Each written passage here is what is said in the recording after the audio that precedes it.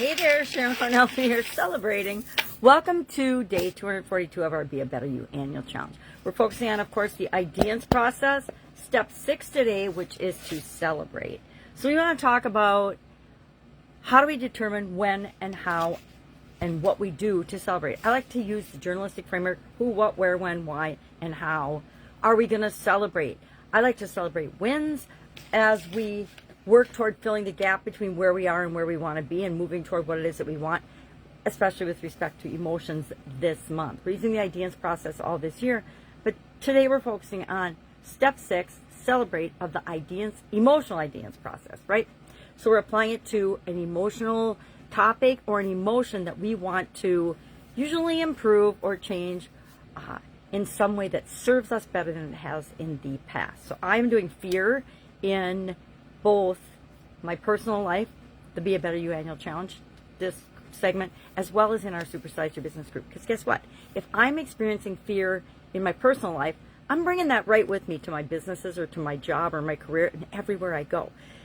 Everywhere we go, guess who's the common denominator? We are, because it's our life experience.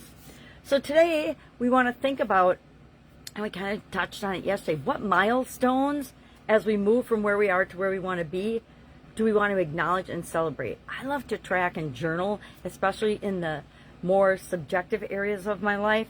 So mindset, mental health and well-being, spiritual health and well-being, which we're going to go into next month, emotional health and well-being this month, we're covering it. I journal a lot about these topics because it's hard to find ways to measure them, but you can actually measure them.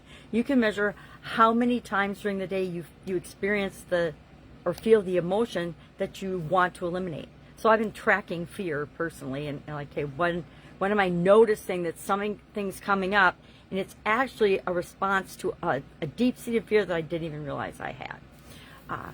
So today, what can we do to identify milestones or wins, and then what will we do to celebrate them? Now, I also want to challenge you to celebrate the lessons you learn from the things that don't work. Sometimes we think we have little failures along the way, but they're really just stepping stones. So how could you acknowledge, document, and learn the lessons and celebrate the lessons that you're learning from those? I will tell you that in my lifetime, now that I'm old enough to go back and reflect, all of the worst things that have ever happened to me have somehow turned out to be the best. Usually they were something that I was going down the wrong road. I needed a dead stop, and I needed to stop, pause, and actually pay attention and choose what it is that I wanted, instead of thinking I was stuck with a current situation or a current relationship or a current emotion, etc. So today, share in the comments below one way that you will celebrate either your wins or your lessons learned, so that we can learn and get ideas from one another.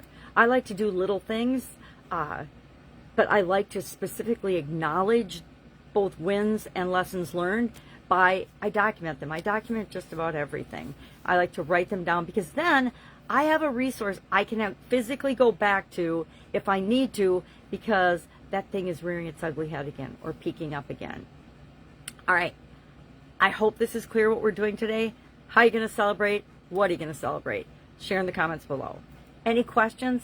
Please ask. It's a holiday weekend here, but that means I'm around, and I am more available to help you if you just ask. All right. Have an awesome day, and I'll, of course, see you tomorrow.